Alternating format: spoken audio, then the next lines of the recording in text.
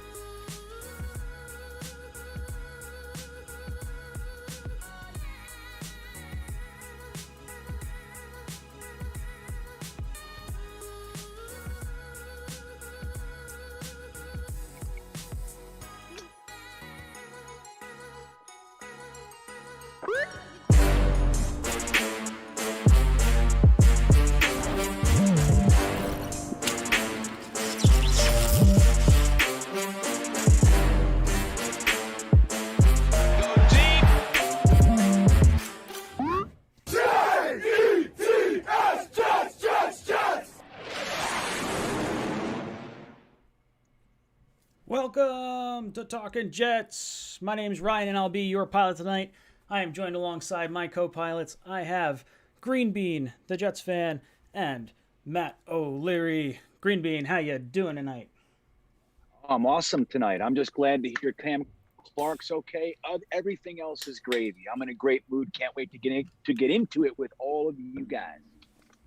I am really pumped. Matt, how are you feeling tonight? Good. I am very much so buying into the Elijah Moore hype. So I can't wait to talk about how good he is and how Odell Beckham thinks he's going to be phenomenal and all that fun stuff. I'm excited. Dude, I'm so excited about all these things coming out of camp. Like, literally every day I'm reading tweets and I'm seeing little video clips and I'm like, oh man, these guys are going to be good. I think my favorite part so far is the competition level and like the enthusiasm of the fans. Like, you come out and you see all these guys going crazy, and then Elijah Moore's running down the field with the helmet, like getting all excited. Dude, I love it. Yeah. It's great. I feel It's like a whole for the first different time in thing. a long time. Yeah. Fucking Adam Gase. Yeah, what cancer for 2 years. Just a killjoy, man. No fun. Total killjoy. You could see it, man. Just like from the opening bell with fans there, AVT running out there doing the Jets chant with everybody. Like, that's how our new blood starts their introduction to being Jets. Like, could you ask for? I mean, it's a polar shift for the New York Jets right now. Like, I couldn't be happier to see what's going on. Yo, and how dope was that throw to Elijah Moore, like the 80-yard touchdown? I was like, oh my God. I was like, come on, let's go. I love the avoiding the rush, stepping up, and no one was in a country mile of Elijah Moore. I don't know how he got that open, but I'll take it. Yeah, I feel like it's the offensive funny. line is exciting. Yeah, I agree. But it's funny, you get that angle of the pass you're talking about, Ryan. Everybody's, excited about it. And then Samini puts out his little blurb, and it's about busted coverage. That was how he saw that play. Now, granted, it was something happened there, but can we at least enjoy the sidestep, the long ball, and the great catch? Can we at least enjoy that for 3 seconds? Dude, it's just like, it's really exciting. It's really exciting to see where this team's going. Bryce Hall's coverage, the crazy catches, the arm strength. Dude, just the excitement around the whole team is awesome. Yeah, because that's the thing, like Matt's saying, like the Elijah Moore hype is real, dude. It's real. But even those catches, like the other positive is Bryce Hall's all over him, man. Like, that's actually very tight coverage. It's just really tight ball, really good catches going on top. I love that Bryce Hall's going against Elijah Moore all day, man. Could you ask for a better workout partner to try to be what, all you can be as a cornerback, man? It's the best thing I could imagine. Dude, I like the iron sharpening iron. So, like, I think my favorite part is the Lawson-Becton battle, because I think Lawson is the type of edge rusher that Becton has a little bit of trouble with, because he's really fast and bendy. And I feel like once you see him in pads, now he's more of a wrecking ball, I feel like, in pads now. Like, really excited to watch these two guys go at it. Yeah, totally. Again, it's the same kind of thing. It's like you want, look, it's funny in practice because it's like you can't help but root for the offense. It's like, when they're doing those passes or scoring a touchdown, that's against our defense. So you could look at that as a negative. But what you really want is that back and forth between guys actually having to work against each other. You don't want somebody to be dominant against the other guy because that guy's on our team too.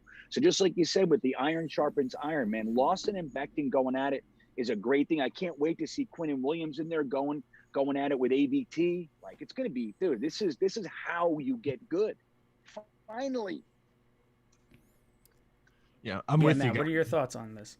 I was gonna say I'm with you guys. I think it's good that they have this strong of a competition going against each other. And you're right. I think it's a little bit of a back and forth. I feel like, if I remember correctly, last year, how many times did it feel like there was the defense won today, or the offense strong? And we should have known then. It was probably foreshadowing what we were gonna see. But I think we're just so starved for any kind of semblance of offense that you tend to skew towards rooting for them, which I get. I'm right there. I'm guilty of it too. But yeah, the battles are really what's been entertaining, and I think Carl Lawson, Mekhi Becton's right up there at the top for me.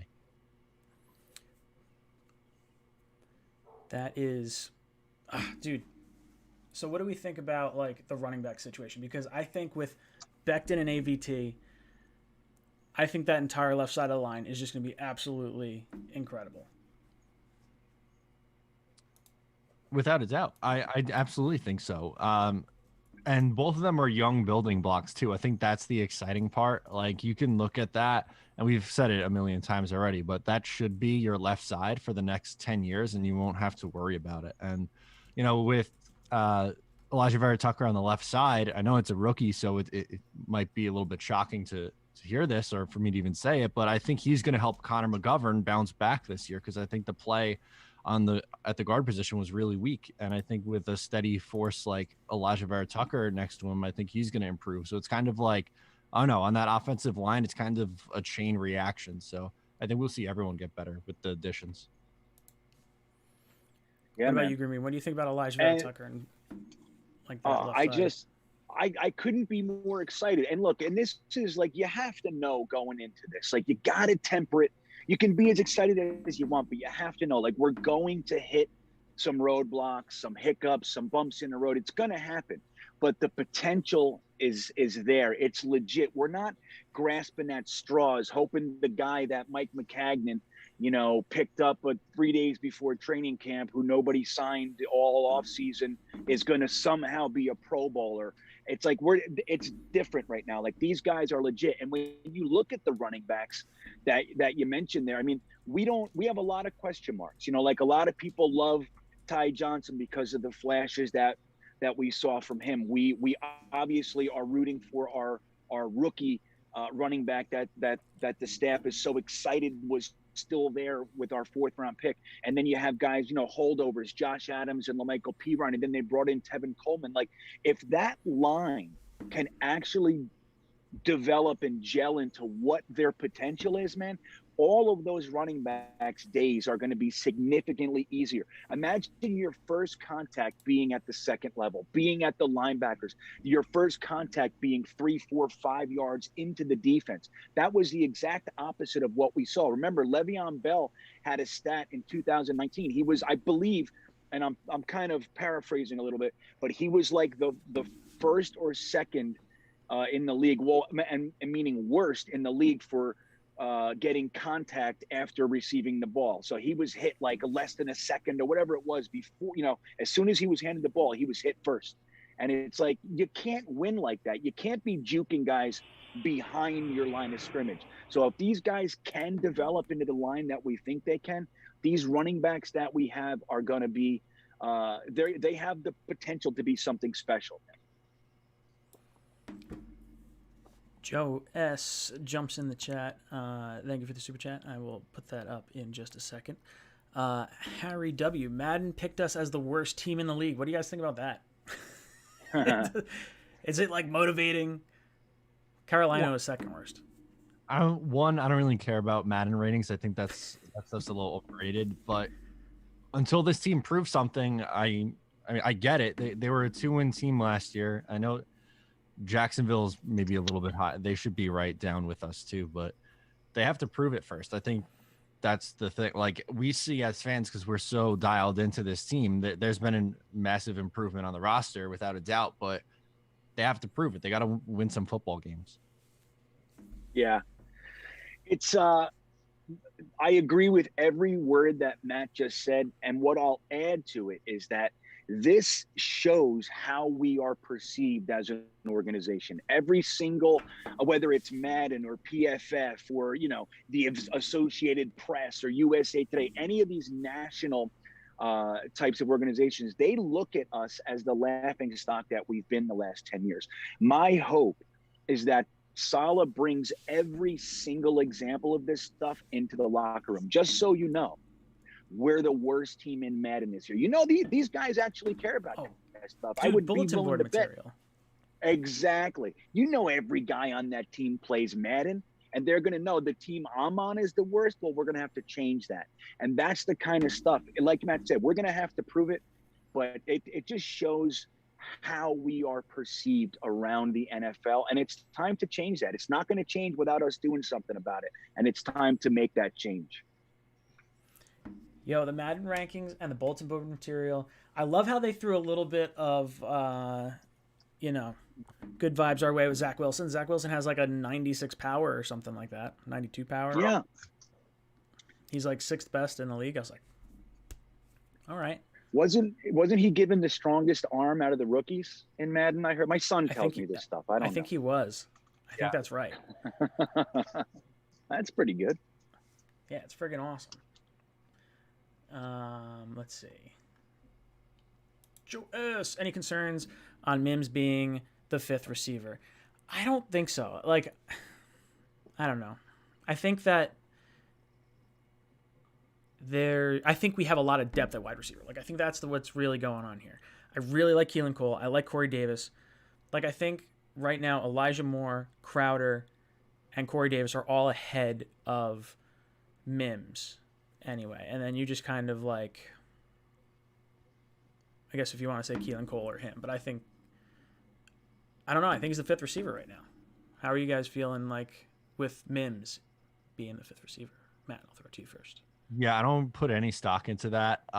Just because Robert Saleh himself said in his press conference, I guess today, 3 days ago, that he's rotating all of these guys around. And that while, yes, Mims is getting reps with the 3rd team, he's also getting 1st team reps. Zach Wilson's also getting 2nd team reps.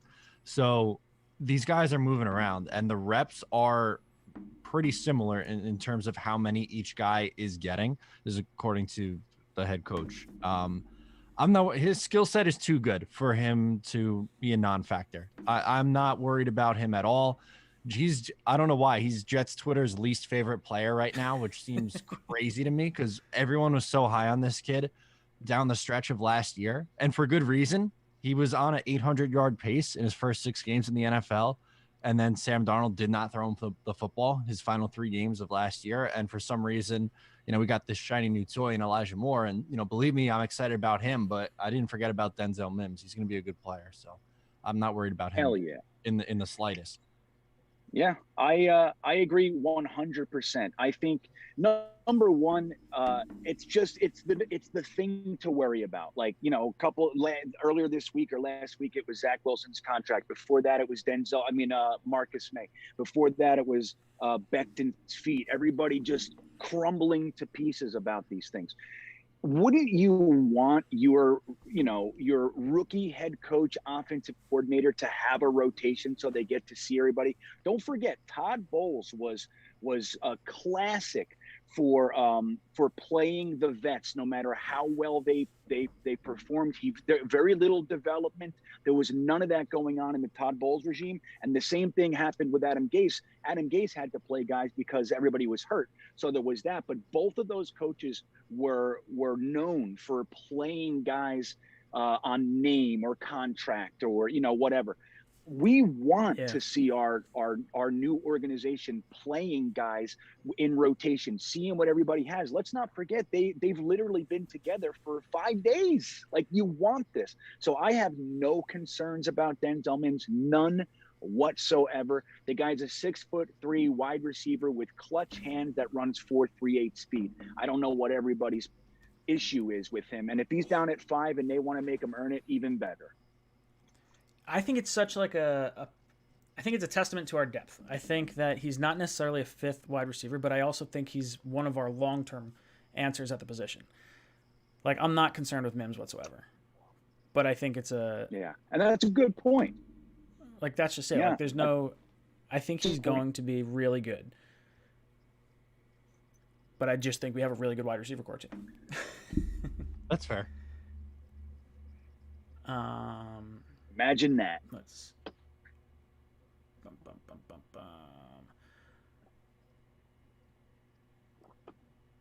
Nick says he's not really worried about Mims, but Jet fans have to admit that he hasn't proven anything yet. I'm confident, but he's still unknown. I think that's fair.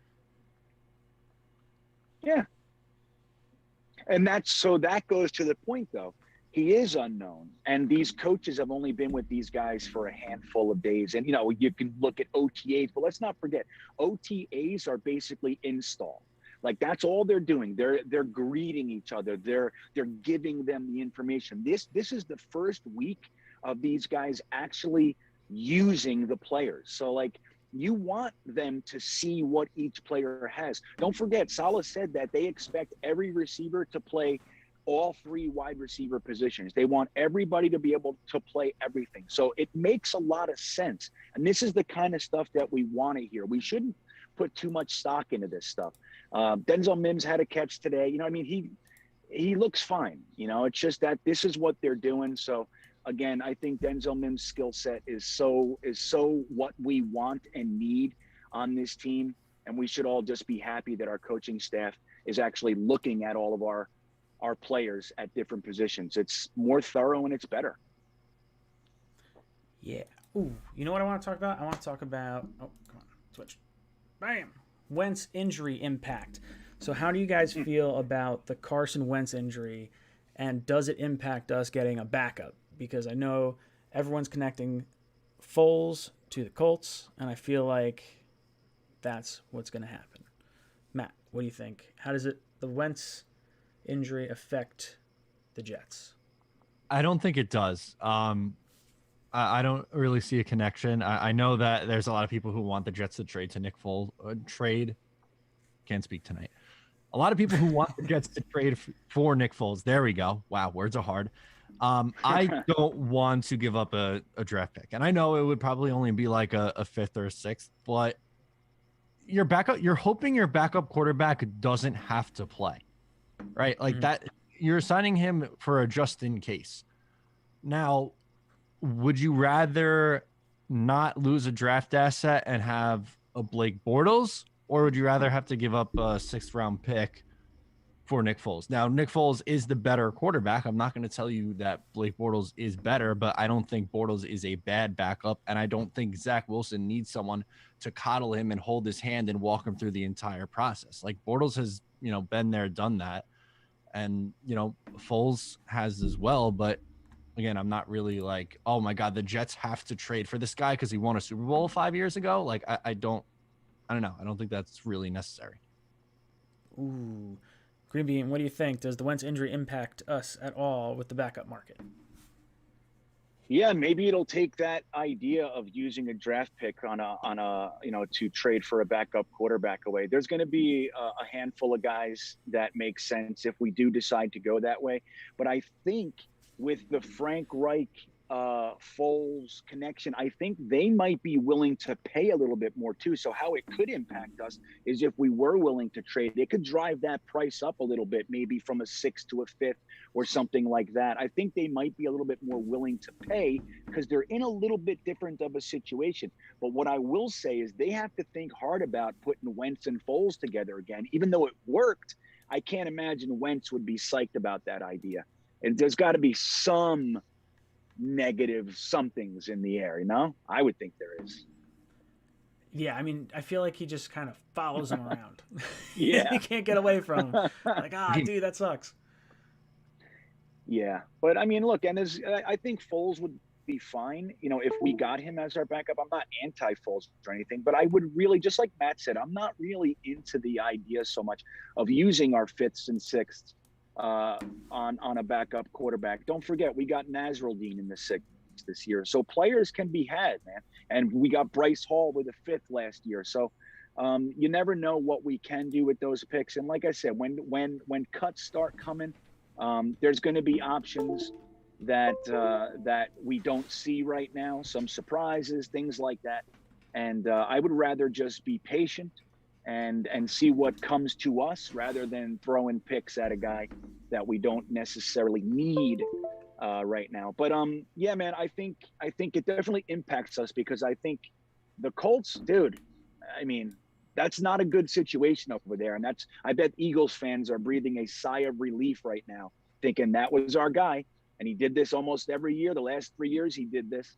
So good thing he's with somebody else. So this has got to be scary for the Colts right now. And they lost Nelson too, the injury. Did you guys see that today? Quentin What Nelson. Was that? Did you guys see? Oh, yeah. Nelson is going to be out too. Maybe they'll take Alex Lewis. Will they give us a 6 for Alex Lewis? I'll do that instead. There you go. Well, now with Cam Clark, I mean, we heard that it looks like he's going to make a, full recovery and everything. The injury sounds scary. Now, I'm not going to pretend to know, but it sounds scary. They say he's expected to come back, but I think they might be a little more cautious until he's actually back, because this is not good for Cam Clark. This is 2 years in a row, right? He obviously had the injury last year. Not to label him with anything, but again, it's 2 years in a row that for one reason or another, he can't go. So I think they might be a little bit nervous to get rid of any of our guards right now. Who else do we? Oh, we got Feeney. That's the other guy. The mullet. That's the mullet. Oh yeah. How do I forget about that fella? Dude, Feeney's mullet is legit. Did you see that? Did you see that one tweet? It was like, oh, Feeney's mullet is better in person. I was like, oh my God. I can't wait to see it. I'm ready. I'm pumped. What do you guys think about... Sorry, I'm trying to pull up the Clark injury. Bam. All right, so if Clark gets injured, are we like... How concerned are we? Like, what is this? Is this just a spinal contusion? Is that what they're saying? Right. Well, what is a contusion? Doesn't that sound scary to you? Contusion. What's that? Frankie from Flatbush. Who knows? Contusion? Isn't that a bruise? Is that all it is? So is he just like, is this something I have to worry about? Or am I like, oh no, there goes like our young guy? Supposedly I heard that it could be just a stinger. Yeah, I Googled contusion because this is not a medical show. It says a region of injured tissue or skin in which blood capillaries have been ruptured. A bruise, a.k.a. a bruise. So I was right. Okay, thanks, Matt. I feel much better all of a sudden. There you go. Frankie from Flatbush said in the chat that his dad said his son is, in quotes, fine. He told ESPN that today. Yeah, I saw that too. That's good. It's still scary though. Like, yeah, you got to bring an ambulance out and get stretchered off. That's not good. Yeah, that's horrible. Never good. And I feel for the guy because even though there hasn't been much rumblings about him of late, on my side of things, I'm still kind of secretly waiting for him to make his mark here. I want him to earn at some point this season that starting job, and I want him to be our long-term answer there. I mean, if he's not, he's not, but that's kind of what I'm pulling for. So it's just not good to hear this as the first thing we hear from him this year, you know? Yeah, for sure. New York Jets Tales, thank you for Super Chat, says, get off the Nicky Fales train. In Philly for 8 years and watched him play a lot. He is not a good quarterback. Sirianni changed the offense book during the playoffs to play to Nick's limited strengths. He failed on 4 other teams. I don't want to spend much on a backup quarterback. Like, that's just kind of my feelings on that. Like, I'd rather just roll with the young guys and see what happens, and then if we have to get some I don't know. I feel like if Zach Wilson goes down, the season's over.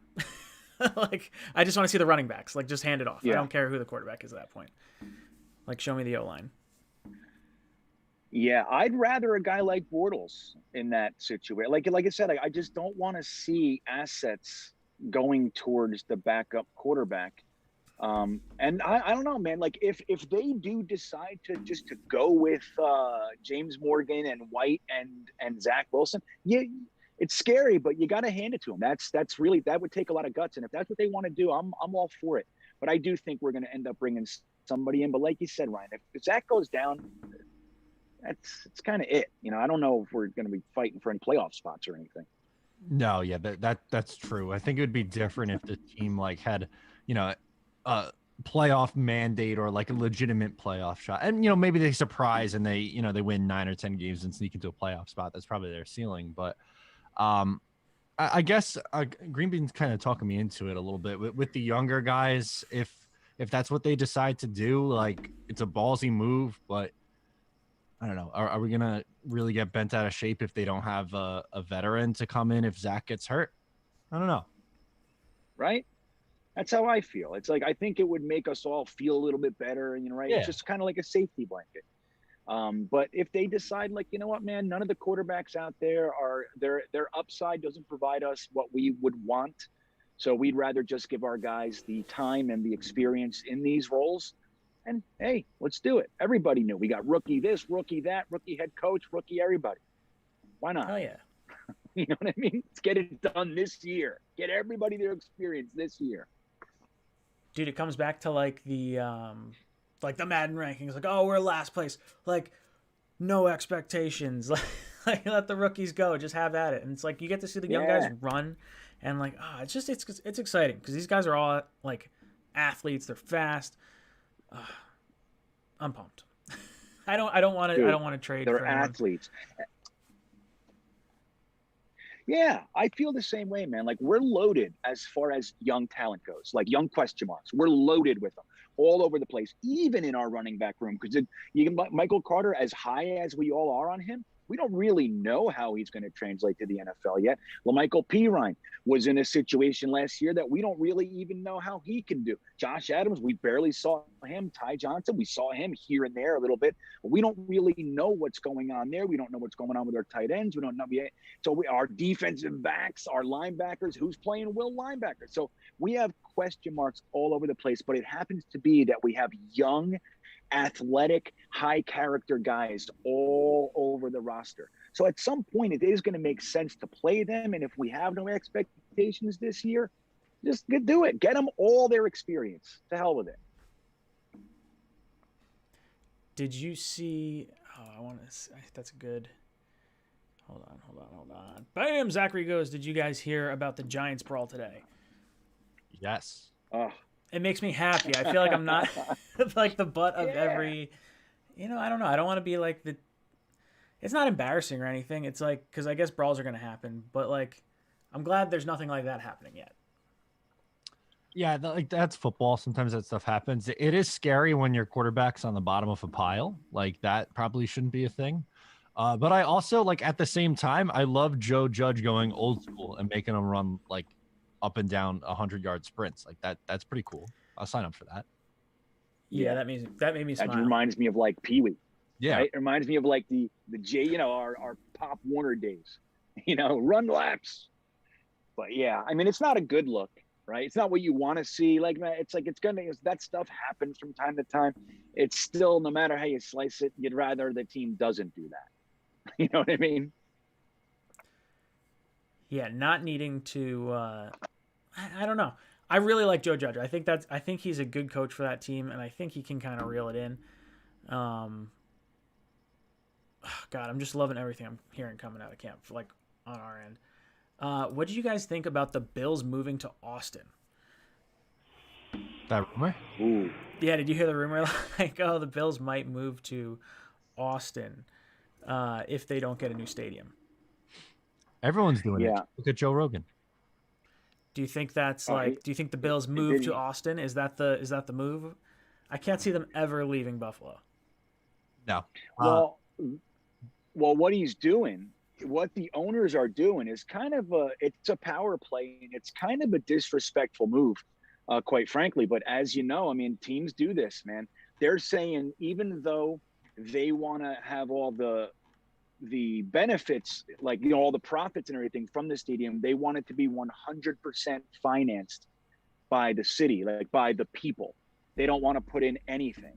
So a lot of times owners will ask for like a percentage, like we'll put 50, we want 50% funding from the local governments, or you know what I mean? So it's taxes and all that stuff. Buffalo, the owners are saying they want 100% financing on a new stadium, or they will leave. And that's, I don't know, man. I don't like it.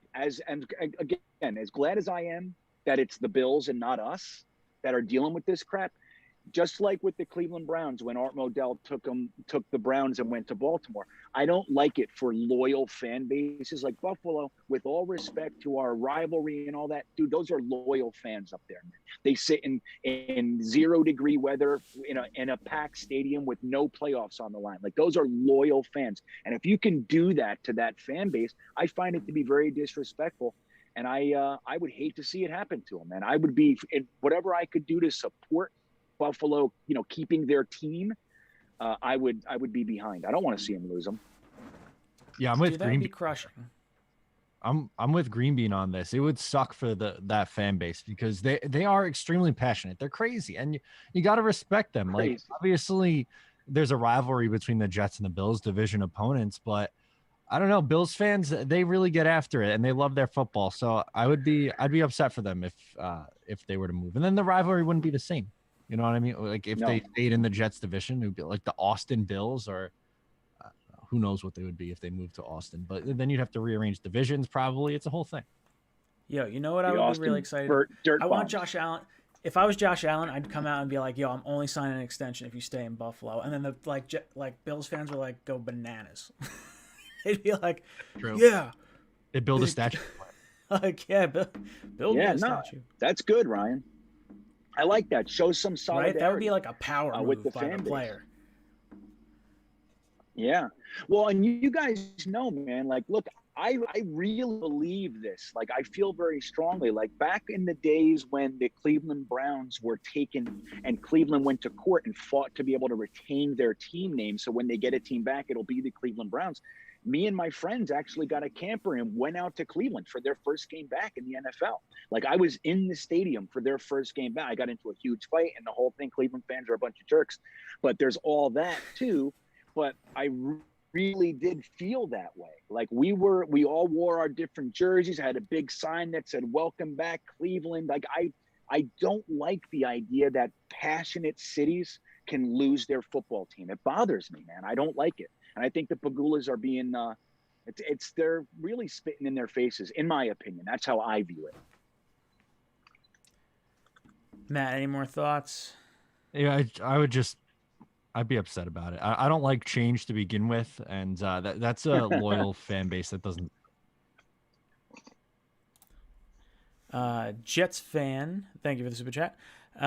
He says, glad to have you three back. You're awesome. Question, who do you think wins the cornerback 2 job, assuming Hall will be cornerback number 1? Man, I don't know. I feel like I want to see them in a preseason game. I feel like watching them at the scrimmage, seeing like more of a competitive environment, I think is important for me. Do you guys have someone you think, is it going to be Blasson Austin? Is it going to be, I don't know, who's cornerback 2 for us, Matt? I'm going to go Bless for now, but I don't think he ends the season as cornerback 2. I think Isaiah Dunn will see time. I think Pinnock will see time. Maybe Eccles a little bit too, but the Eccles might move inside. So I'm going to say he'll start the year, but they also will get Dunn and Pinnock a couple of starts too. What about you, Green Bean? Who do you think is cornerback 2 for the New York Jets? I know it's not that fun to say it, but I believe that Blasson Austin is going to be cornerback 2 this year. I like what Matt just said. I think that's interesting. Like, as the season goes on, kind of seeing how these young guys develop. Maybe somebody provides a little, a little bit more upside, or maybe even with, obviously I don't hope this happens, but maybe if somebody goes down or something, we see one of the young guys. But I think Blesson Austin is going to have to really, work extra hard to hold that position. But I think when week 1 starts, we're going to see Bryce Hall on Blesson Austin, with the nickelback being Michael Carter II. What do you think about our linebacking core? I'm pretty excited about those guys. I feel like Gerard Davis and Mosley, and it sounds like Nasser Al-Din is going to be the will linebacker. And that's an exciting option for me, because it sounded like he was going to be pretty athletic. How are you guys feeling about Nasser Al-Din, Matt? Big Hasman Nasruddin guy. I think he's going to be a surprise, kind of like what Bryce Hall was last year for the Jets, even though he was a 5th rounder. I think this guy has a lot of talent, and I think he's going to handle the transition to linebacker well. And even on top of this, too, I think he's going to be really solid in coverage and potentially someone who could line up with tight ends, because it seems like the Jets always struggle to cover the tight end, and maybe they finally found a piece who can keep up with tight ends, which would be good. Yeah, Green Bean, how you feeling about Nasser Al-Din? Yeah, I like him a whole bunch, man. I think he was, just like Matt said, I think he's the similar, late round steal as a Bryce Hall was last year. Like, Bryce Hall shouldn't have been there in the 5th round, but he was.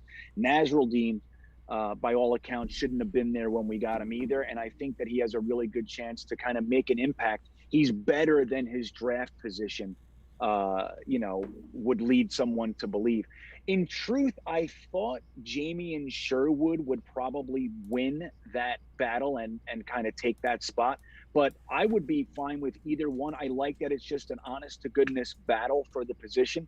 Best man plays. I really like that. And I think Nasr-Al-Din has a good shot to do it. And I'm psyched, man. I'm psyched about Mosley, Davis, and then Nasr-Al-Din / Sherwood, man. A nice young guy, a couple of vets. I like it. I think it really gets me pumped. I love a good linebacker, man.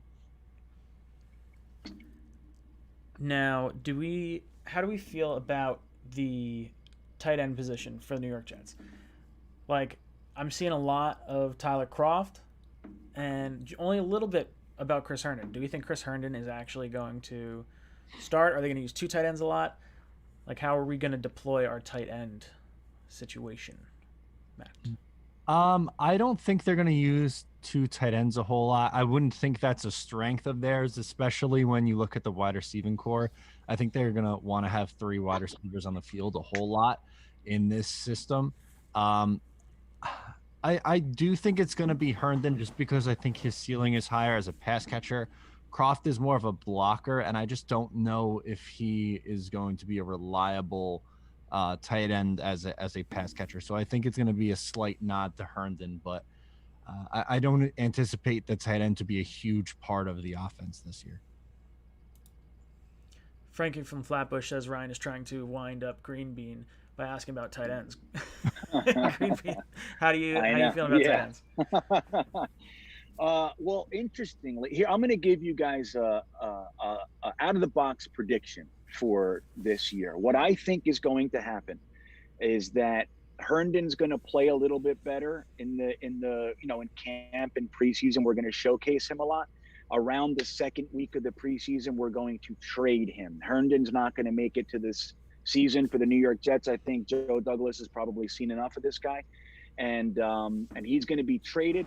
I think that Matt's right. We're going to see a lot of 11 personnel this year, maybe even 21 personnel. I don't know how many 2 tight end sets they're going to use, but I think the tight end group will be Kroft, Yeboah, and Wesco, unless Wesco is a fullback, then Griffin slides in.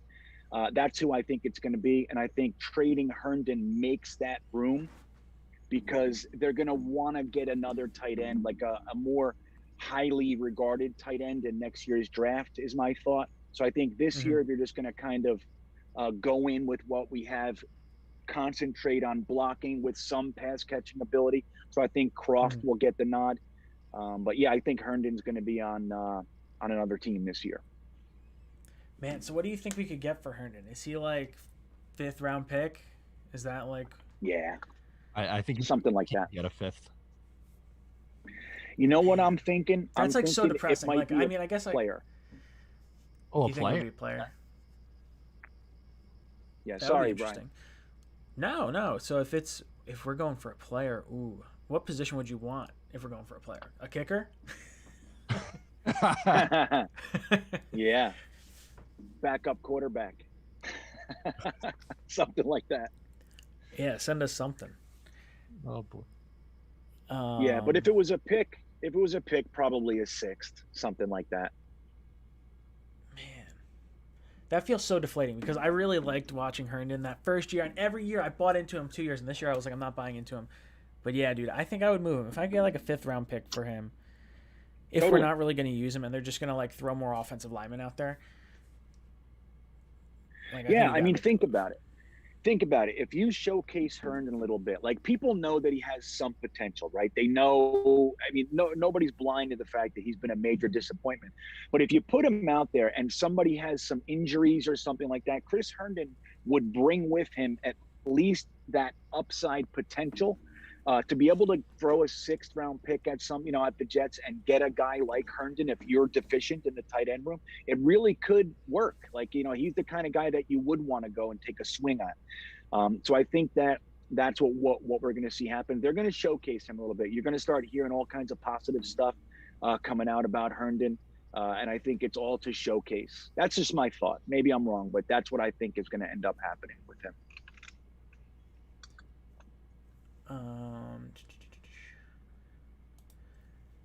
Jets Gang says, do y'all think we should sign the young corner the Vikings cut for getting arrested? Yeah, didn't they just cut their 2020 first-round pick? Is that who that was? Getting arrested part. Yeah, I think he got arrested for like beating his girlfriend or something like that. I think it was domestic something or other. Felony assault charges. Who was Jeff Gladney. So like, damn, 1st-round pick, right? Yeah, from TCU. Damn. What happened? Jeff Gladney got cut for aggravated assault, and the question is if the Jets should sign him. And I'm going with no. Ooh. Yeah. I'm gonna doesn't fit the character model. No. Right? Yeah, no. Well, sometimes you hear like the reclamation project, like, oh, this team is so strong we can build this guy up. I don't think it happens. Yeah, I don't know. I think we like our corners. Not really like. Yeah, and I think that like, I think we're happy watching them like go out there. Yeah, a lot of potential, man. They used a lot of draft picks on corners in these last 2 years. Like Bryce Hall, Michael Carter, Pinnock, Eccles. Like we threw a lot at the cornerback position. I think they're going to want to at least see them. And don't forget about Isaiah Dunn and Lamar Jackson and Javelin Guidry. We have a lot of young guys, and it's like, hey, let's see what we have here rather than bringing in an old, tired guy or a reclamation project, somebody with potential character issues and all that sort of stuff. It's like, don't forget, if you have a nice pint of crystal clear water, you put 1 drop of red dye and it ruins the whole thing. So I think they're going to be real cautious on the character stuff. Mutt Viles, thank you for the super chat, says, sup guys, prayers for Cam Clark. Will Mims get back up to the starting rotation? JETS, Jets. Yes, Mims is one of the long-term pieces at wide receiver for us. I think that he will get plenty of targets, but I think we have such good depth at wide receiver that we don't have to be concerned one way or the other with Mims. Matt. Yeah, I really liked Green Bean's video today. It got me fired up when he was talking about Denzel Mims. He's all animated and stuff like that. And, I agree 100% with him. I don't know. I can't justify being down on a player after 9 games where he was pretty solid and 5 practices. Like today was the first day they had pads on, and we're already writing him off for the 2021 season. That's a bit much. Yeah. Yeah, I agree, man. It's like, again, and we talk about this all the time. Like the guy's 6'3", 4.38 speed, and in college, he was as clutch gets. Like if there was a 4th and 1 with 8 seconds left, like any of those situations, the ball went to Mims and he came through for Baylor almost every single time. Like, yes, he has things to work on and all that. He's a young player, but man, his skill set is what we all should be hoping makes it on the Jets. And he's done really nothing wrong. Like Matt said, there were numerous games where he acrobatic catches, broke tackles. He did everything that we'd want to see him do. And then there were other games where he was wide open and nobody's looking at him. Sam Darnold stared him down that one time, at least one time. It's like a really blatant one. It should have been a touchdown, but instead it was an incomplete pass because of Darnold. And that's the thing. It's like Mims, dude, I haven't lost a shred of my positivity or confidence in Denzel Mims. Yeah, no, 100%. I feel like Mims is still, dude, the athleticism is all there. Like, he's going to be fine. Don't worry about him. I feel like when he can ball out, like, all these receivers are so good at contested catches. And I think Mims knows how to use his body. He knows how to, like, I don't know. I'm not worried about the guy. Yeah, he's the goods. Sorry. Oh, I saw a great one in here before. Where was it? Sorry. Phillip Rivers. Nope. Brazel Felsnor says, imagine Fant at tight end, Becton, AVT at the left side, and running those lanes. The offensive line is probably one of the more exciting things for this season. Like, I just want to see a 10-year guard in Elijah Vera Tucker. I want to see Becton just mow dudes down. And then if you're telling me our former starting right tackle is now an extra tackle to put next to Becton, it's fantastic. I'd be so pumped. Matt, your thoughts? Yeah, they really changed a lot in just a year, right? Like, the last 2 years, really, with Darnold, the offensive line was an absolute joke. And now this year, like, really their one weak spot is right guard, and their weakest link is Greg Van Roten. Like, that really wasn't the case with this Jets offensive line for a long. Like, they were running out guys like Chuma Edoga, and being like, "Hey, 22-year-old Sam Darnold, you got to figure this out," kind of a thing. Which I don't think was. We don't have to relive those times. But point is, I am super excited to watch this offensive line get to work. The potential is sky high. And they're going to be able to run block like crazy, those two tackles. So I think it's going to be cool. Green Bean, what are your thoughts on Fant at tight end, Becton and AVT on the left side? Oh, I mean, come on. If that lineup is out there, whoever is opposite them better hold on to their jock, because it's going to be rough over there.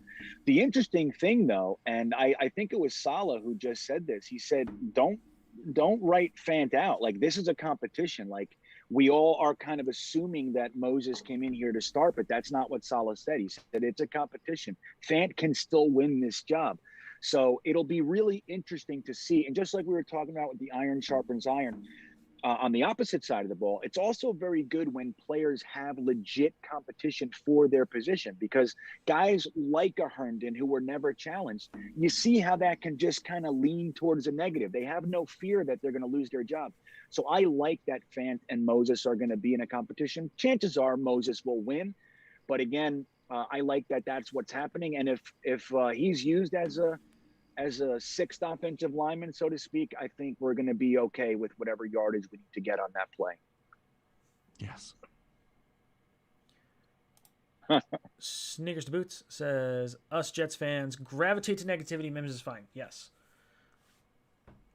We agree. I don't think, nice and I simple. don't know.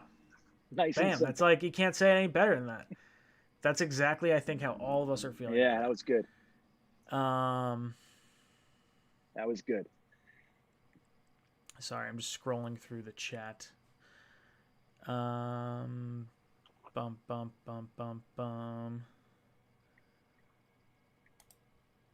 Francis from Frankie from Flatbush says, step up.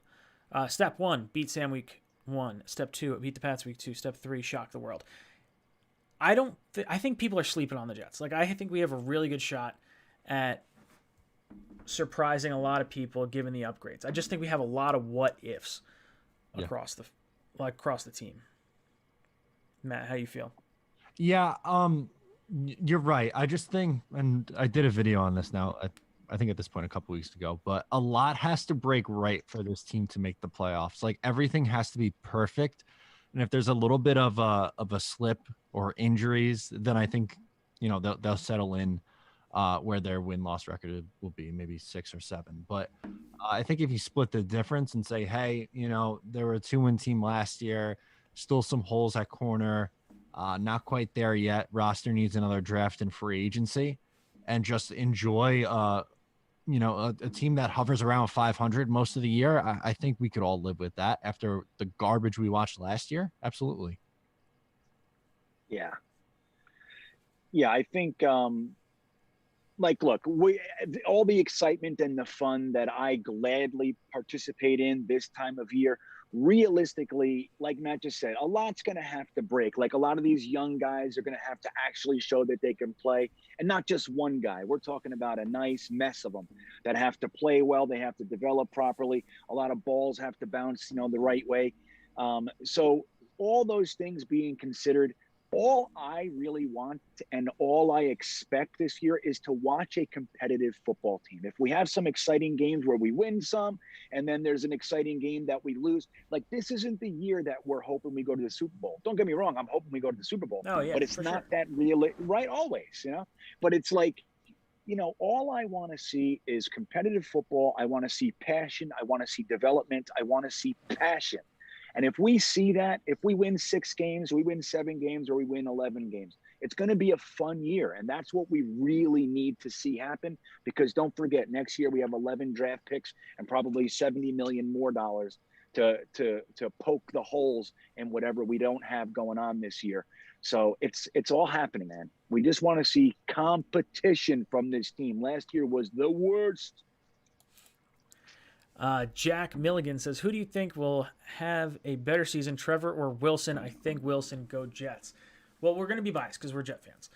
But I do think Wilson has a really good offensive line. And I really like his weapons. Like, I think he's in a good spot, especially given, like, this time, like, how this season is going to start out. I think Carolina is a very beatable team. I think the Patriots Week 2 home opener is a really exciting thing. Now, I don't know if we have... How do you think we deal with the early part of this season? I don't know what Jacksonville's schedule is. But, Matt, what do you think? Trevor or Zach Wilson? Who has the better rookie season? Wow, that's a really, really, really tough question. I guess I gotta go Zach because he's our guy.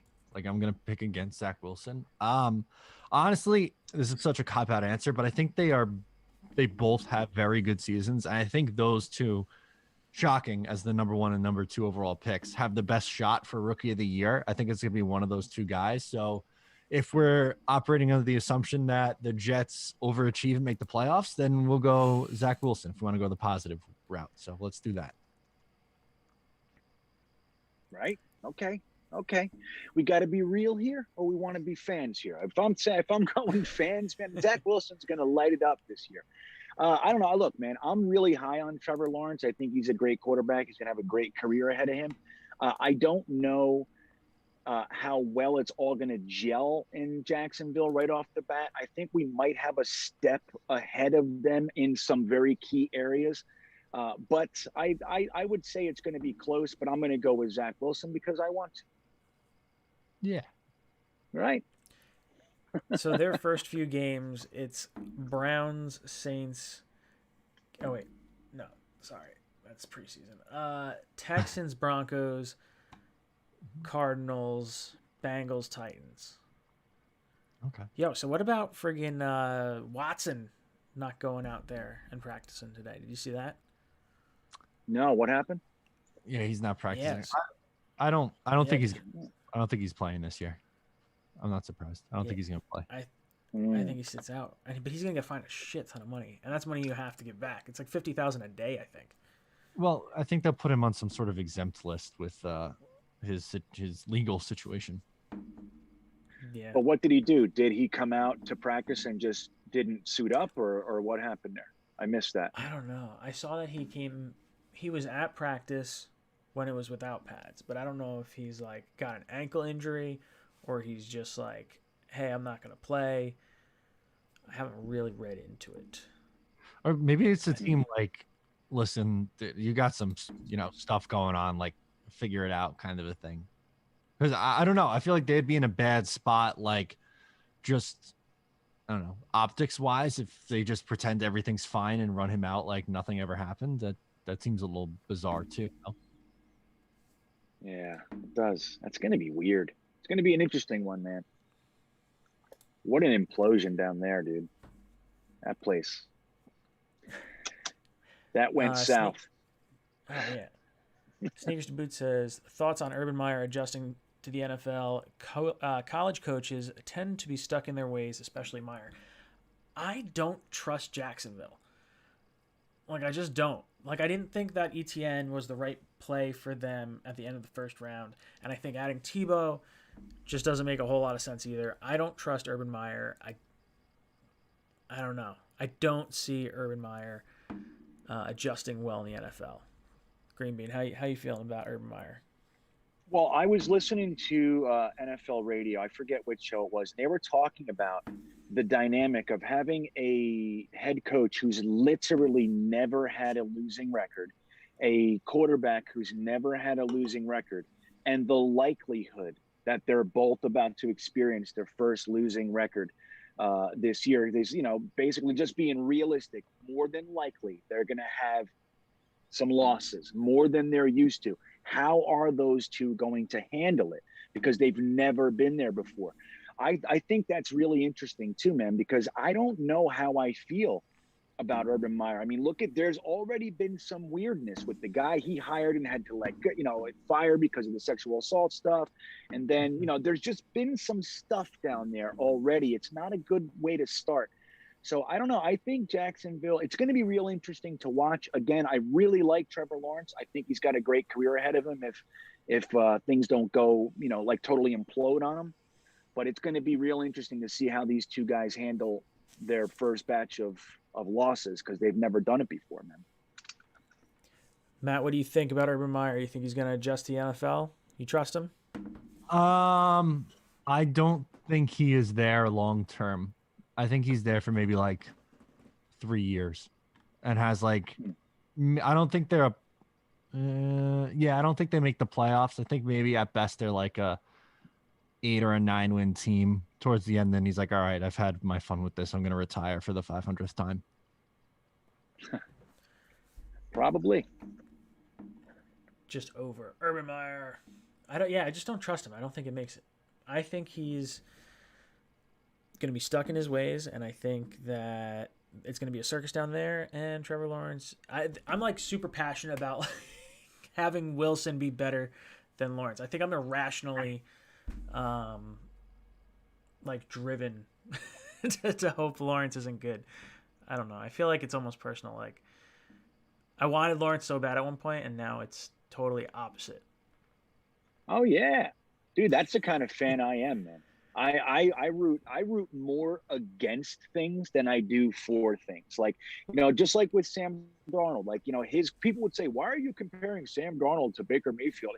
Because they're the same quarterback class. That's why I wanted Sam Darnold to be the best, and I wanted every other one of those guys to fail miserably. Now, did it happen for me? No, it rarely does. But I'm rooting against Trevor Lawrence. I'm rooting against Justin Fields. I'm rooting against Trey Lance.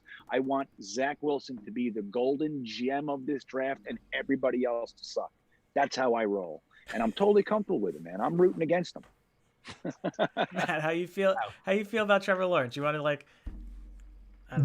I have no hate for those guys, unless I have actually I shouldn't say that. I have no ill will towards Trevor Lawrence. If for whatever reason, I don't like someone, then I want to be proved right about it. For instance, Josh Allen did not want the Jets to draft him during his draft class, and then when he went to Buffalo, I was like, oh, perfect, I'll just root for his demise, but obviously that didn't go well for me. I haven't fully recovered since that, so I'm gonna stay off the hate train for a little bit, I think, with quarterbacks. Oh, see, he very well could be good, but man, I want him to be bad. Like, I don't know. Yeah. I want to have I don't know. I guess they're not in our division, but I still want like the competition of Zach Wilson being the best quarterback. Apparently, Trey Lance had an awesome pass today to start practice off over in San Francisco. Did you guys hear about that? Yes, I did. I think they'd be better off switching over to him as soon as possible. I think the Jimmy G train is all but over. Dude, he's electric. Well, yeah. He's got a lot of potential, that one. Well, like a lot of you guys know, Jeremy Curvat, who's in the chat, is writing articles each week about the training camps and what's going on with the 2021 quarterback class. And one of the things he said is the fans over there really want to turn the page to Trey Lance. And the way that they say it is when he makes those throws, he's making throws that Jimmy G can't make. Like even on his best day, he's limited where Trey Lance is not limited, athletically and all that. But the truth is Jimmy G's having a very good camp as well. We're just not hearing about that. It's not as flashy, so that's not making it all the way over here for us. But Jeremy's doing a good job keeping us on track of all that stuff. So you guys should read it. But yeah, man, I think the fans definitely want to move on. Jeffrey says, did you see Tua is blazing 2 in camp right now? I don't know. I want Miami to not be good. I don't want Tua to play well. I think this year is going to be way different. I think having, Fitz last year totally threw the offense for a loop. Like Tua was not built for that offense. They brought in the guys to support him this year. What was it? The quarterback coach, the offensive coordinator. I think he's primed to be good, but I don't trust Tua. What do you think, Green Bean? What? I'm sorry. I didn't listen. Jeffrey Carrier's talking about Tua blazing it up in camp. Yeah. Well, you know what, man? There's been so much negative kind of press, for lack of a better word, about Tua. I'm not all that high on Tua, but I think, there's a reason that he was drafted where he was. And I think a lot of people aren't giving him a rightful chance. Like, let's look at how long Ryan Tannehill, he was given a 6-year leash down there in Miami, and Tua is in his second, he didn't even have a training camp last year. So he's here in his first training camp. And a lot of people are quick to jump to the negative. So I think it's appropriate that he's having some positives. Again, I'm rooting hard against Tua, as you know. Not personally, it's not a personal thing, but I hate him. I want him to suck so bad. I want Miami to win no games. But I think it's probably appropriate that he's doing well because he's an incredibly talented quarterback. Matt, what about you? What do you think about Tua? Apparently he's blazing it up in camp. But Iowa Jets fan says, didn't Tua hit a fan in the face with a bad pass? So that's kind of the opposite end of the spectrum. We have conflicting reports. I hope that is the real thing. Yeah, that'd be nice. I think it would make life easier for the Jets long term because, I don't know. I think I'm rooting for... Actually, you know what? I walk it back. Remember I said I was off the hate train? I hate Mac Jones. So I forgot I forgot he was in the Jets division too. So I would like the Jets' path to the playoffs to be easier. So Mac Jones and Tua being bad would help that. Yeah. So I guess there's my answer on that. Cheers. I like it. Yeah. I'm in. Yeah, I want none of the young quarterbacks. I just don't. I want the Patriots to be bad for a long time. Just like Mac Jones, but just I don't know. Frankie says, I hope Tua does good so the Fishes don't get Watson. Yeah, that's kind of an interesting situation. I do not want Deshaun Watson in the AFC East. I would like to avoid that at all costs. But we have our guy, so we really can't do anything but root for an outcome, right? It's either Tua plays really well or they have the opportunity to get Watson, and they're like, okay, yeah, let's make the move for Watson. We're kind of in a weird catch-22 as Jet fans. Matt, how you feeling about the Fishes and Tua and Watson? Yeah, how about like a quarterback purgatory kind of thing where he's like just okay, and then Watson goes to the NFC East. He can go play for either Washington or the Eagles, and we don't have to worry about him. I think that's probably best case scenario, right? That would be amazing. Just get him to Miami just scares the heck out of me. Green Bean, what do you think? Do you think Tua goes to Miami, or do you think he's going to one of those other teams? Well, I like what Matt just said. I kind of want, like when and we do this all the time, when you win like 6, 7 games and they think you're on the cusp of something great, but you just are stuck in mediocrity. I would like that to happen for them down there. But I can't root for Tua so we don't get Watson. Like, there's too many levels for me there. I'm like a straight up, no, I hate him or I like him. You know what I mean? That's how it's too complex for me, Frankie. I can't do it. That's too much. But I think I don't want Watson in Miami either. So I just want Tua to win 6 games and not beat us. I want to sweep them every year. And let's just do that for a couple years. Fucking guy. That'd be cool. Yeah. David says no, Tua needs to be okay, not great, and not bad, just okay enough that the Dolphins don't trade for Watson if it all clears up. Yeah. I think we just want to have Tua play just good enough that they have some hope. Maybe he does something memorable, like some sort of really good comeback, but they have like a 5-12 year. And they're like, oh, we're excited for him. Yeah. That's it. I wanted to be stuck. Stuck is good. I wanted to be stuck. That's what I want. I wanted to think, we shouldn't waste a resource on a quarterback because Tua, and that's the whole thing. And don't forget, if Tua's bad, the trade chip of throwing Tua and a couple picks to the Texans isn't going to be so attractive. They're not going to want him. And then Miami's got to give up 4 picks or whatever it is. So I don't know if they can pull that together. Yeah, I think anything that prevents Watson from being in the U.S. or in the U.S. in Florida, I think would be fantastic. NY Jets fan says mac and cheese. I think that's my favorite nickname for Mac Jones.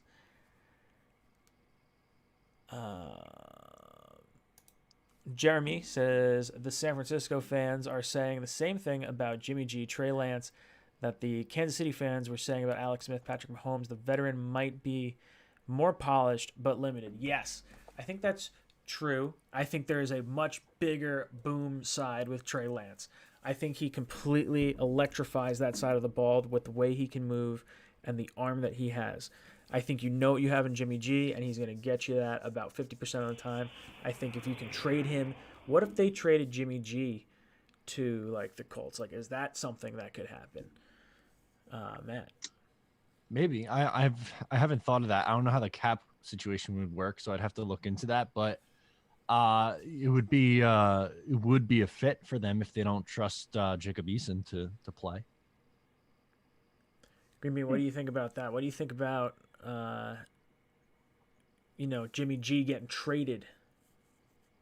Anything that weakens the AFC teams, like if they have to give picks away and all that kind of stuff because they already gave picks away and Wentz isn't working and they already got to give picks away for Jimmy G, good. Because Jimmy G never really scared me. Like, he's obviously a good quarterback, but I don't know. I just never really liked him. Like when San Fran gave him, the huge contract, made him the richest quarterback in history. Like, I scratched my head at that. Like, again, like, he's obviously good, but he's not the type of quarterback that scares me.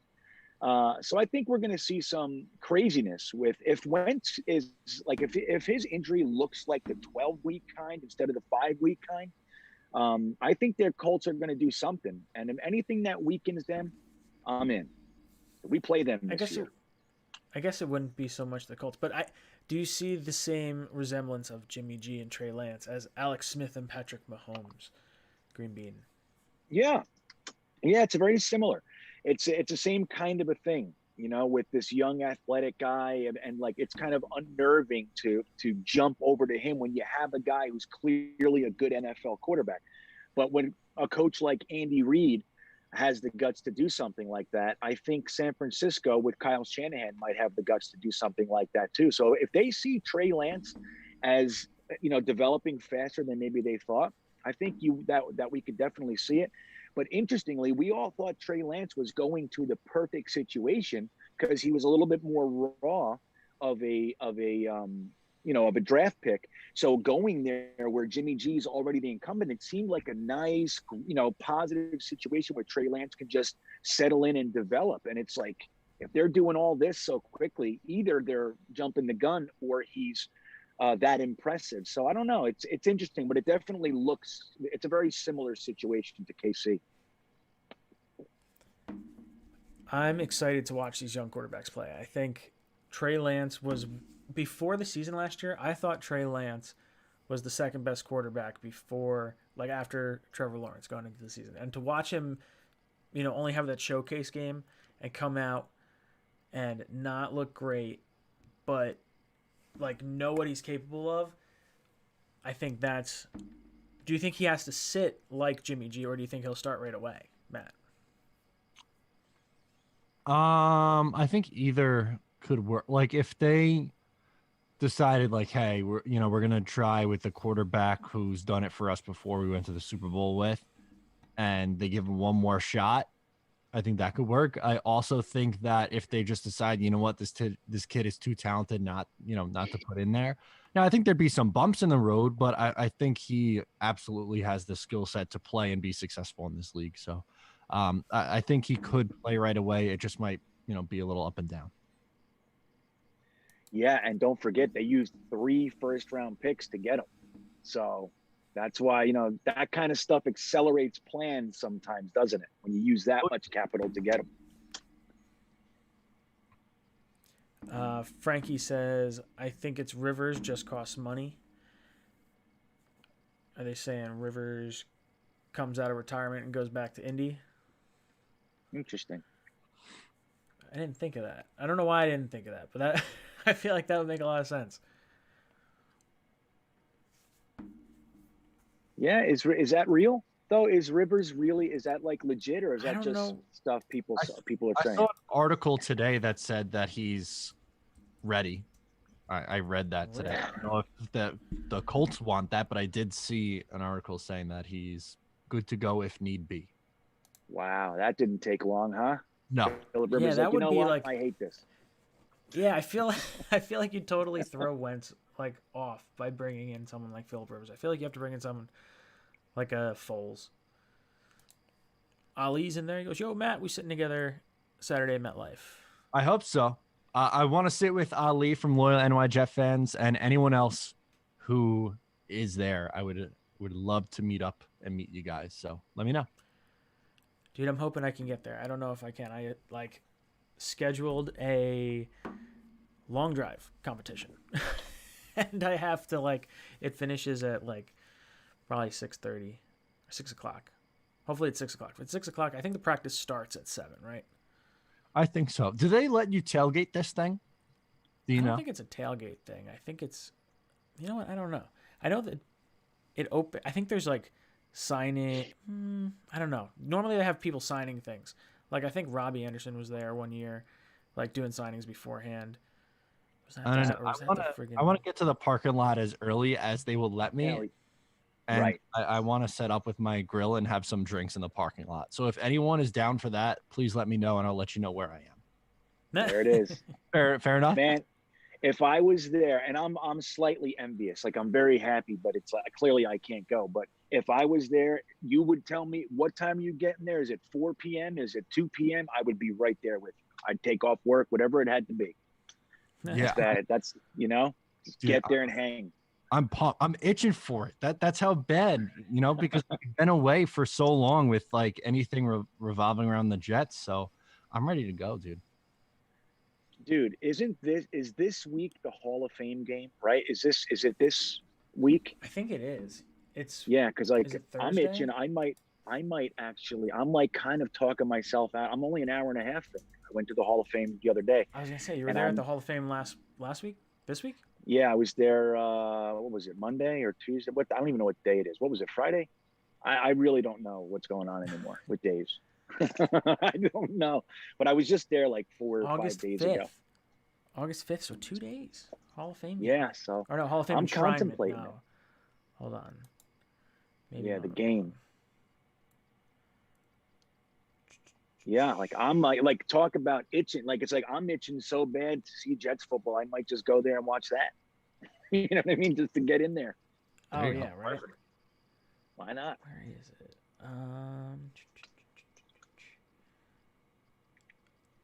Yeah, I don't see it. I don't see what day it is. I don't know. Sorry. Yeah, it's Ali something like says, I was just gonna say that. Go ahead, Rye.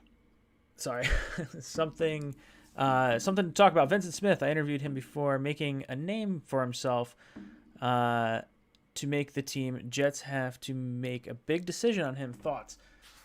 I like Vincent Smith. I think he's going to be the victim of a really deep wide receiver core because I think they're not. What do we got? We got our 5 deep, right? Unless we trade Crowder, but we already restructured him, so we're holding on to him. I mean, you got to think between Cole, Corey Davis, Mims, Elijah Moore, and Crowder. That's 5. Vincent Smith, are we keeping him or are we keeping a different, like, returner? I feel like Elijah Moore has been electric as the returning option. What do you guys think about Vincent Smith, Matt? I would love it if Vincent Smith made the roster and they ended up like cutting Braxton Berrios just as a big fuck you to Jets Twitter. That would be hysterical. I would love that. Oh, that's great. In all seriousness, though, I think Braxton's probably a better player and should be the 6th wide receiver on this team. But Vincent Smith is making that conversation a lot more difficult with how he's played. I don't know. Can the Jets get away with carrying 7 wide receivers? That might be a tough ask. Yeah, it's a toughie. What do you think, Green Bean?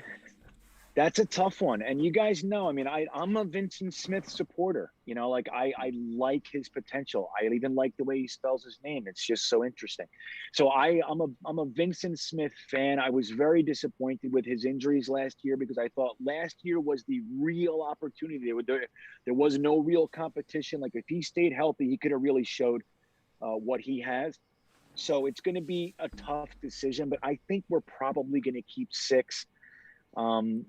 So I think Berrios, Vincent Smith, or Jeff Smith are just not going to. Only one of the 3 are making the team, in my opinion. If we keep 7, that would be unlike what I think they need to do, but be interesting. Yeah, I think the wide receiver position is in such a better position this year when you think about like those were the guys we were rolling with last year. Yeah. It's like, okay, let's totally revamp it in like one offseason. You had 3 receivers immediately into the mix. Yeah, and I'd be afraid if Elijah Moore was our kick returner, like I don't, or a punt returner. I really wouldn't. I'd be too nervous with that. I think Keelan Cole maybe, but Elijah Moore, in my opinion, is too important. And you don't want to risk that kind of injury with him. That would make me very nervous. Although I think he'd be electric at it. I don't know, man. I don't know if I'd do that. Yeah, that stuff scares me when like Antonio Brown or Julian Edelman would be back there returning punts and still having a big role as a receiver. That throws me the wrong way. It's scary, right? It's scary, man. You don't want to lose your dude. Sneakers to Boots says, been 2 years since we've seen our team. I'm itching. Let's go Jets. Dude, I'm so excited for like live action and like fans in the stands. Like that first home game is going to be so electric. I really think Jets beat Patriots. I think it's going to happen. Me too. I'm glad we're getting them early. Early this time. Do you think we win in Carolina? Do you think we can go down there and just kind of smack Sam Darnold in the mouth? Dude, if we come out 2-0, I'm going to be happy. Here's what I think happens. I think they start 2-0. They go on the road, win the first game, and then, big emotional win. And then they have Denver week 3, right? I'm pretty sure. Yes. Yep. In Denver. Okay. So then I think it's going to be like, oh, here we go. 2-0. Drew Lock stinks. And then you're going to go up against that defense, and that'll be the Jets' first loss. And we'll come back to earth a little bit after that game. But I think 2-0 starting the year. And I think we think they were carried away about Mims on Jets Twitter. Imagine if this team is 2-0 to start the year. Oh my God. chaos. Super Oh, Bowl. it'd be wild. That's what. But you know what, Matt? You really bring up a good point. I hate that you're so on it, but it's so Jetsy to come out 2-0, kind of surprise the world, and then lose to Denver. Yeah. You know what I mean? Like everybody would be thinking we're about to steamroll them, and that's kind of the way that we would do it in years past. Who knows, man? Maybe we go 3-0 and show everybody that the Jets' bad luck curse type of thing is in the past. That would be interesting. That'd be pretty sick. I'm all for that. That would be phenomenal. Yeah, but that's gonna. Yeah, I don't know, man. If we start 2-0 and then lose to Denver, I'm gonna be brokenhearted because Jets, Jet Nation, Jets Twitter, it's gonna be everybody talking Super Bowl. Wild, exactly. But I think we're going 2-0. I think, dude, if we go 2-0, there's gonna be so much hype going into that Denver game. And then is it the Titans after that? Is that the game after? Yeah, I think that's the first game. I mean, look, depending, but that's the first game that I just don't think we're winning, no matter how you slice it. I think they're going to beat us up. Did you guys see Sam? Top 3 teams in the AFC, 4 teams maybe. Did you see Sam? The clips coming out of practice last couple days. No, what happened? He doesn't look good, man. He's doing the exact same thing that he did when he was here, which is he can't read the defense. And he's throwing a beautiful ball, and the safety just jumps up and picks it and goes the other way. It's like you can just see it happening, and he can't. And supposedly Matt Rule was livid 2 days ago with the offense's performance, and a lot of that was Sam. I saw they made Sam run for a false start. He was doing a lap. I saw that too. See, man. Like, look, in my heart, I'm not rooting against Sam more than I am my normal level of hatred for it, because he's not a Jet, so I don't care. But I don't want to see him go down there and just be the worst quarterback in the world. But we play him week 1, dude. So I'm looking for us to crush him. Like, that's what I want. I want it to be a decisive win for the Jets that we got rid of Sam and replaced him. That's what I want. But I can't help but feel bad for the guy, man. Right now. If he beats us, I'm going to hate him even worse than ever. Yeah, I want to see Sam. I want to see it look like we made the right decision right off the bat. Like Zach Wilson comes out firing, and Sam Darnold just looks okay, like just mediocre. And then he does fine after that, and then I don't care. V-Man, thank you for Super Chat, says, considering how quickly Wilson and Moore have developed chemistry, do you think they can overtake Namath Maynard as best receivers, best Jets quarterback, best Jets quarterback, wide receiver duo? Also, who are your top 5 Jet quarterbacks to wide receiver duo, longevity, stats, success? You're asking way too much of me, V-Man. Way too much of me. But yeah, I think the chemistry that you're seeing between Wilson and Moore right now is really exciting. I want to see it in preseason, live against another team. I think the upside that we're getting out of Moore, the way he sticks his foot in the ground, just changes direction, it's insane. Yeah. The guy is so fast. Dude, if we get him in the open field, it's like he's that kind of guy. If he has some separation, if he's in the open field, he's a dangerous person. He can make people miss legitimately, man. We haven't seen that here in a long time. It's exciting, dude. It is. I don't know if I'm ready to go that far for V-Man yet. That's a very big ask, but I would I'd love for that to be the case. Is he going to pass a Hall of Fame quarterback and a Hall of Fame wide receiver? I don't know. That's a very, very It's called putting the cart before the horse. That's what we call that in certain circles. Now, what would you say your best? Okay, so now V-Man also says best Jets duo wide receiver quarterback combos. So let's say Namath Maynard 1. Do you think? I don't know, from my fanhood, I guess, of watching, probably from like 96 through now, I loved Wayne Corbett, but he wouldn't be like a top. If we're going statistical, you got to think, I don't know. Keyshawn we only had for a little bit. Vinny and Keyshawn? I don't know. What would you say your top, like, quarterback combos? Chad and, like, Coles. I feel like we've been so weak at wide receiver for so long that it's hard to have like concrete favorites, Jets wide receiver duos. For ones that I've seen, I would probably say Vinny Keyshawn, Chad, and either Coles or Santana Moss. Probably Coles because he was here longer, I guess. Yeah. That's where I was going next. Those are the two that stick out. Green Bean, do you have any from? I mean, I loved the Keyshawn Corbett years. I mean, they were great together. They really were. But I'm going to tell you right now, O'Brien, Tattoon, and Wesley Walker, like that batch, that was no joke, man. They were legit. And we only had that. It was like a flash in the pan. But when they were on, man, it was like, I'm telling you, man, I wish you guys could have seen it. It was exciting, dude. They were great. That's my fave.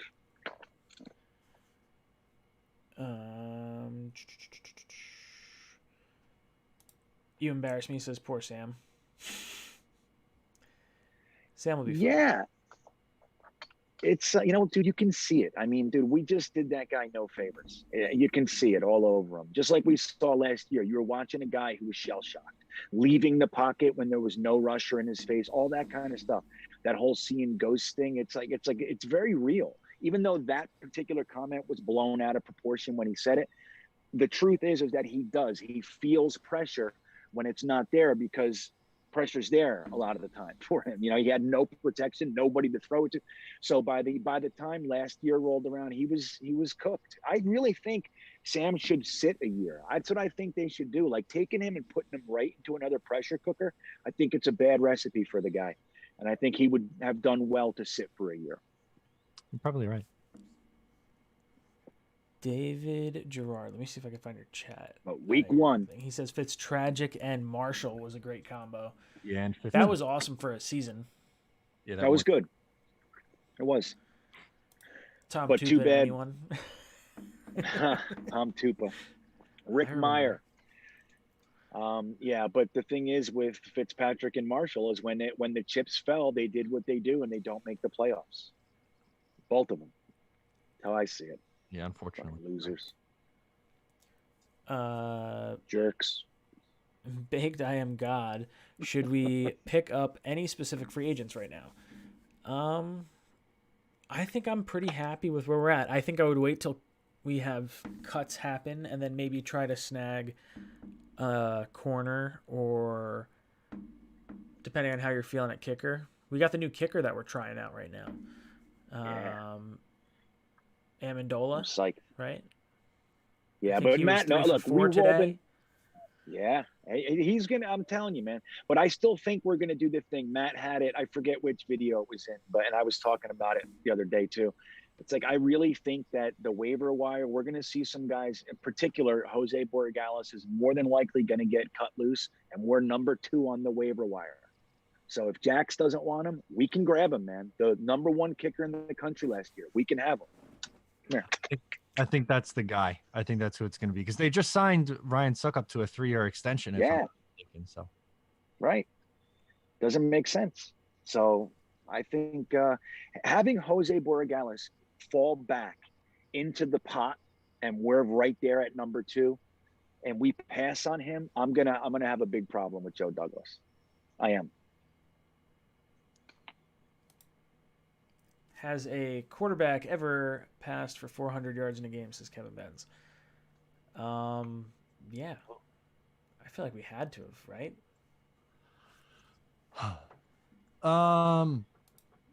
At some point. I feel like Fitz probably did at one point. Yes. Hey. Buffalo Bills, no? Guys, I'll be right back. I got to put my crying dog in the house. Hold on. Okay. Yeah. Look up 2016 week 2. That's my guess. Let's see. 2015 week 2. No, 16, the year after. 2016.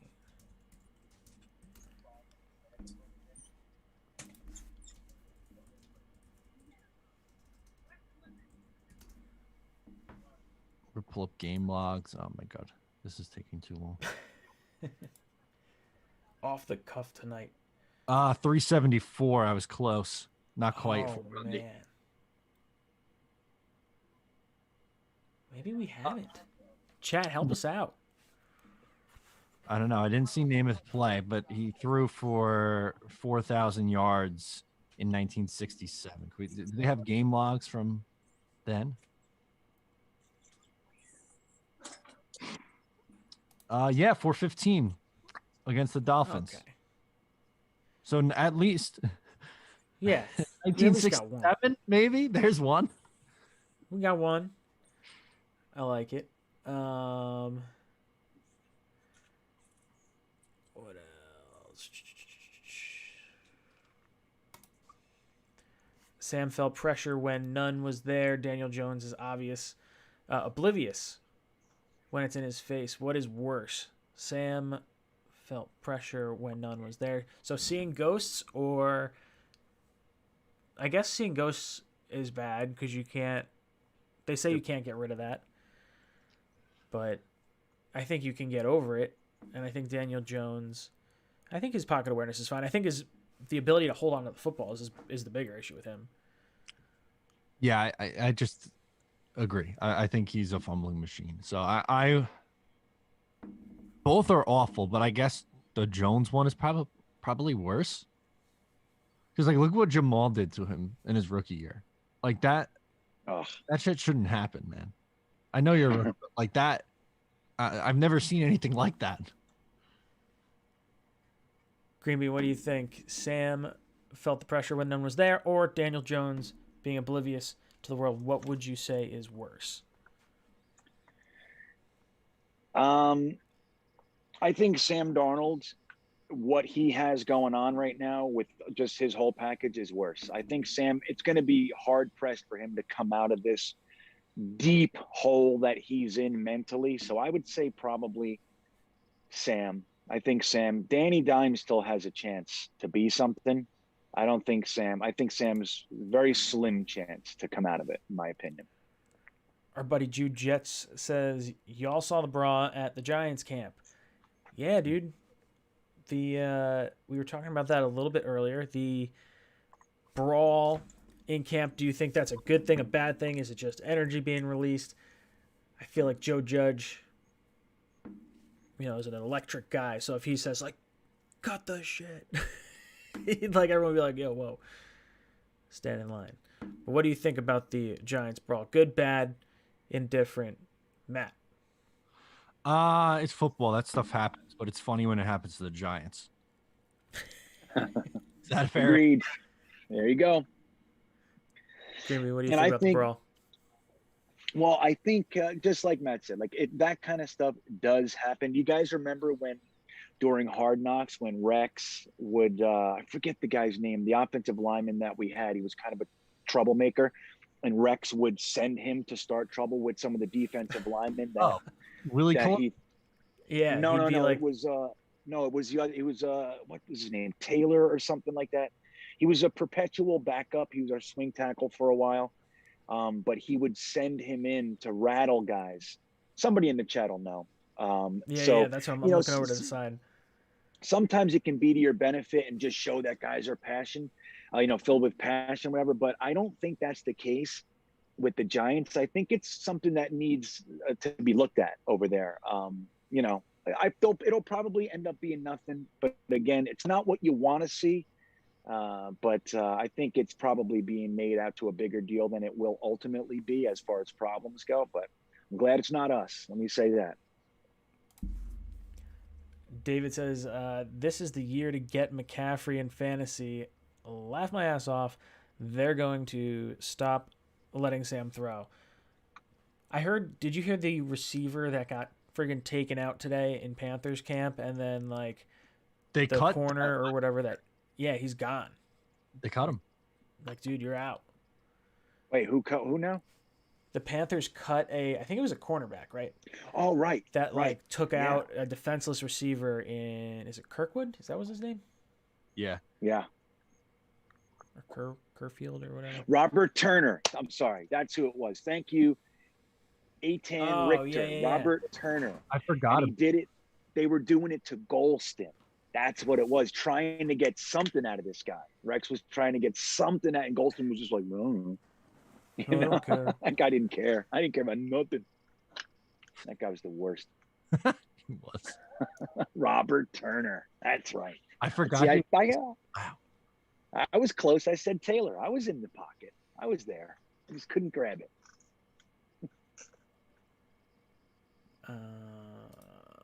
Frankie says the entire key to the Rex D was Revis allowed Jimmy Leonard and others to blitz all the time. Yeah, I mean, I feel like when you had a consistent number one wide receiver and you could lock him out and take him out of the game, that is immensely incredible. I feel like it's still important in today's game, but I feel like it's there are so many weapons on the field at the same time. A rock solid corner may go slightly unnoticed on a roster of depth versus one heavyweight wide receiver. Matt, what do you think about a stud corner and the Rex and Revis D? Yeah, I mean, that makes life so much easier for you having a Darrell Revis, because that was the key. Like, if they didn't have Revis and Cromartie, they wouldn't have been able to do all the things that they did, because Rex would bring the house. Where what's different is this go around, the Jets don't really have corners, so they're going to hope to get pressure with their front four instead of, blitzing the house. So it's going to be something we're not really used to. Greg Williams liked to blitz, Todd Bowles liked to blitz, Rex liked to blitz. So it's going to be a little different for us this year, which I'm excited to see. Yeah. It's right. Like, Revis obviously gives you the ability to do some things that not many cornerbacks do.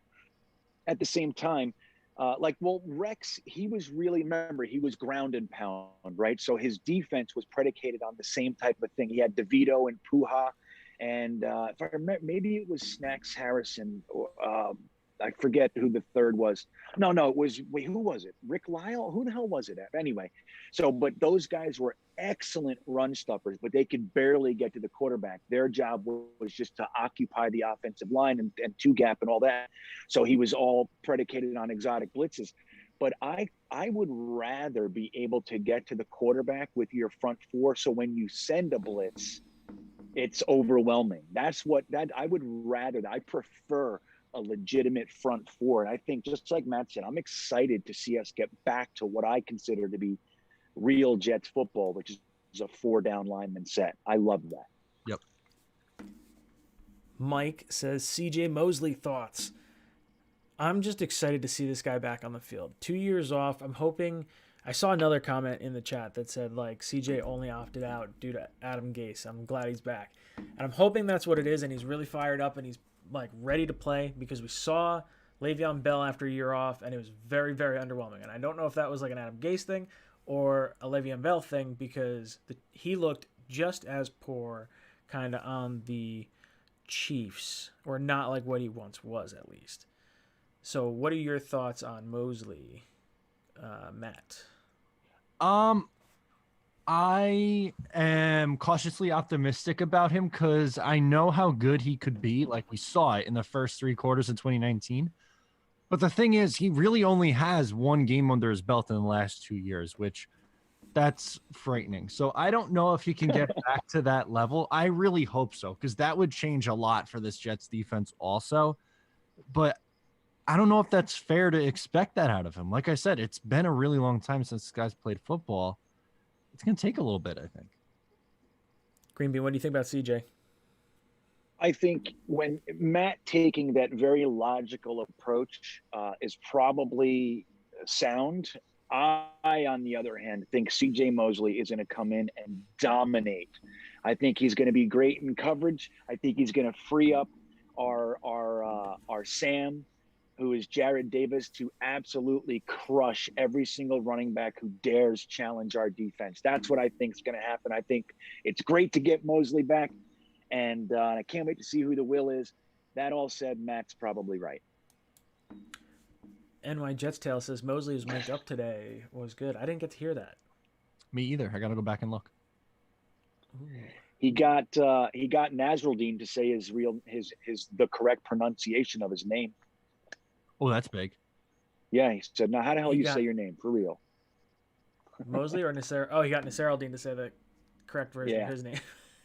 and it's Hamza Nasralleen. um,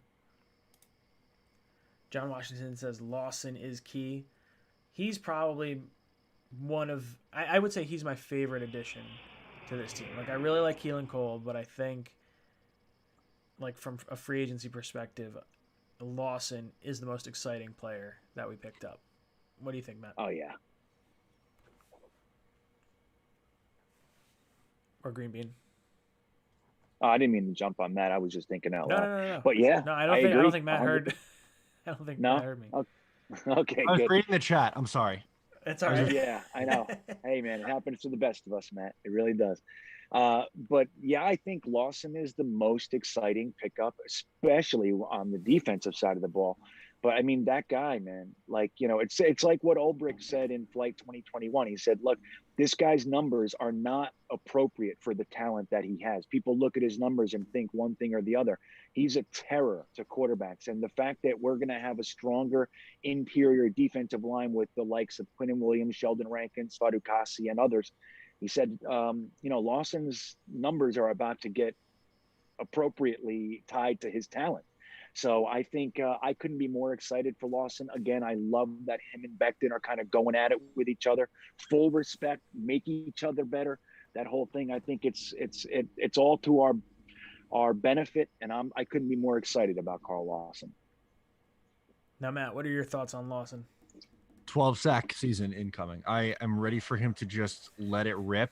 I love Carl Lawson. The pressure numbers the last 2 years are really, really good for him. And I think with Quinnen Williams and John Franklin Myers also just getting after the quarterback in this scheme, it's pretty much going to be, okay, Carl, you're going to be on the outside and just go as fast as you can around the edge. And we'll see how many times you get to the quarterback. And I think he's going to beat up on some offensive lines. Danny Garcia, thank you for the super chat, says, pay after deletion credit repair loves the Jets. What? That was a lot What of words. do you say? pay after deletion credit repair loves the Jets. Thank you. I I'm I going don't to know what Google to say. pay after deletion. That's got to be a business. It's got to be. Thank you. Pay We love after the Jets, deletion credit repair. Okay, hey man, thanks maybe for it's like helping an app. everybody with their credit, man. That's good. That's good of you, Hell yeah. right? Yeah, right on, man. Right on, Danny. Green Bean, you the man. What's your thoughts on all the positivity coming out of training camp? Should I be excited, or is this all false hype? Says Garrett Ham. Green Bean, I'll It's throw it real. to you first. Yeah, it's real, man. It's real. Now, that doesn't mean we're winning the Super Bowl or anything, but it's real. Like, it's like we were talking about earlier. Like, you know, the last 2 years were like a black hole. No positivity, no energy, no creativity. Nobody wanted to be here. All that stuff. Now we finally have what we should call a foundation. We have a foundational build. Joe Douglas cleaned out all the garbage, and he's building our front lines on both sides of the ball. Like that's where you're supposed to build. We have a nice young cornerback. We have nice talented young receivers and running backs. It's real, in my opinion. I think it's real. Again, we're not winning the Super Bowl most likely, but it's totally fine. We want to see a foundation finally laid, and in my opinion, we have it. Matt, what do you think? What do you think of all this positivity? Are you excited? Should we be excited? Or is it false hype? Oh, hell yeah. You should be excited. We watched the 32nd offense in football last 2 years with the worst head coach in the game. We were rightfully jaded for 2 years, and now we are excited that we could actually be a real football team. Hey, they might have a losing record, but they'll be competitive. They'll be in games, and I'll take that. I think that's all you can ask for. Sorry. Right. Real football team. Right? We have more truer words ever been. Like, how bad do you want just a real football team? It's like, dude, we weren't watching one. That was not real. This is finally, we have a real team. That's it. That's all you want. John Washington says, how big was the Bryce Hall pick? He might be another Revis. Got a good feeling about him. Ooh, man, that is That's a bold move. I don't think I can go there yet. I need Bryce Hall to show me a season that's 17 games above average before you give me like stud Revis numbers. I can't get on board with that. Matt, what about you? He'll be a solid number 2 corner. That's where I think he plays out, which is fine. You need guys like that, and if you find it in the 5th round, tremendous. I think it's lofty expectations to even put the GOAT's name in your mouth with Bryce Hall in the conversation as well.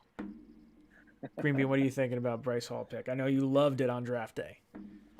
Oh yeah, I loved it. I couldn't believe that we actually got him.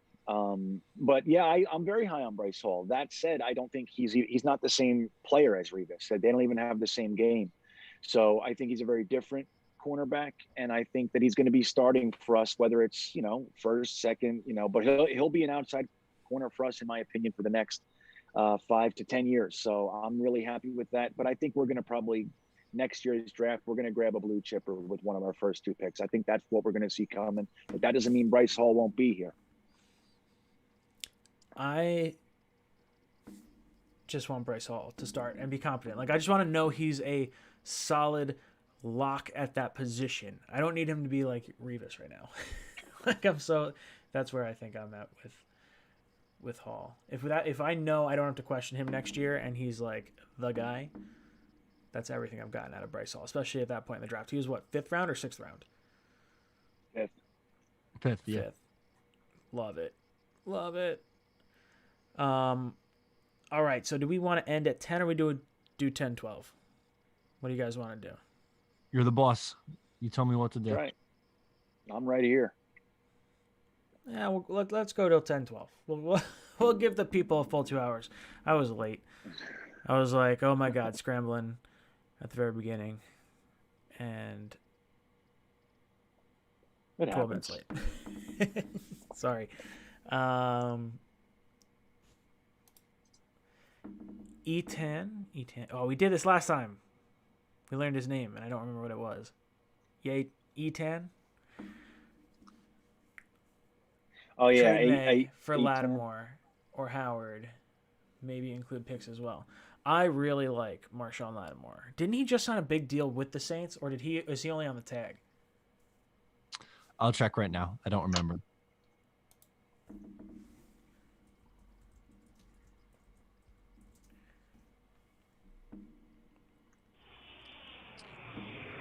I knew. Nope. Sorry.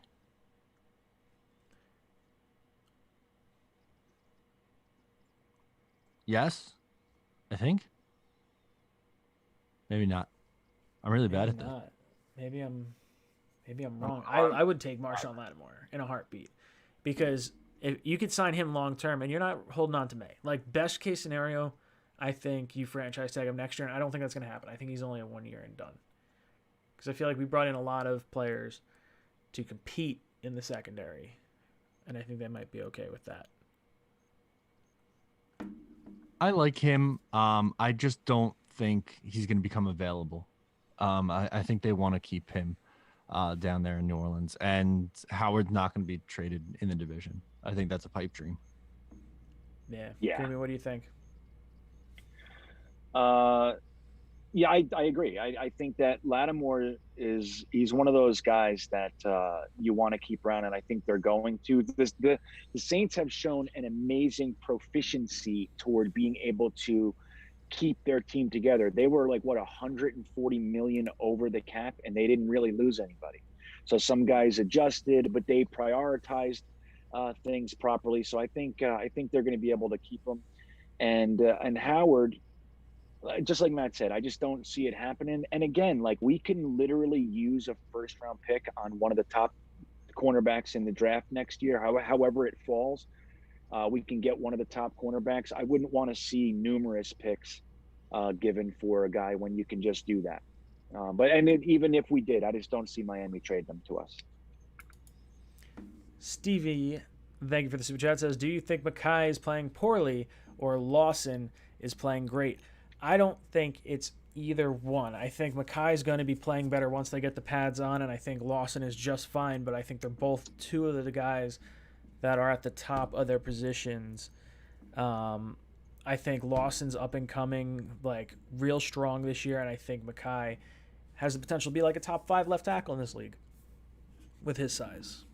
Matt, what do you think about Makai playing poorly, Lawson playing great? I don't know if I buy that Makai's been playing poorly. I think the reason why Lawson's getting talked about more is because the Jets haven't had someone like him in a really long time. So when they see the explosiveness and the downright dominance on some plays, it gets hyped. And for good reason. He's a great player, but I think it's because they haven't really, seen a real edge presence like that. That's why I think it's being talked about so much. What about you, Greenbean? What do you think about the Lawson-Makai battle? Yeah, I agree. I don't think it's any indication that Makai Becton's been playing poorly. It's just two good guys going at each other. We don't know what they were working on those days either. Like, we just don't know. There weren't even any pads on, as we know from watching Makai Becton. He's kind of a mauler, so it's hard to go half speed for guys like that. And I don't put much stock into any of this stuff. I'm just happy that we have two legitimately talented men working on this with each other to help each other get better. I think it's a positive all the way around.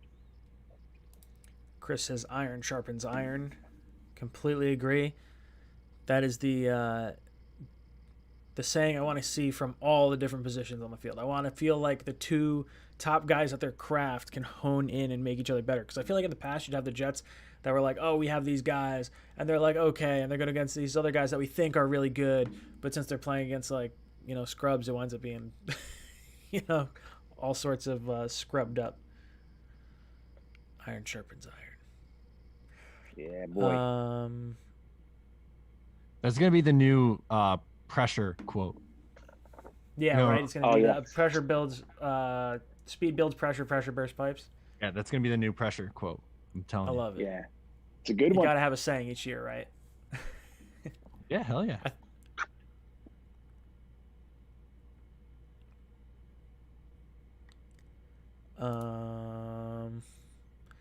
He wants to be a starter. He said that much. What are we talking about? What did I just click on?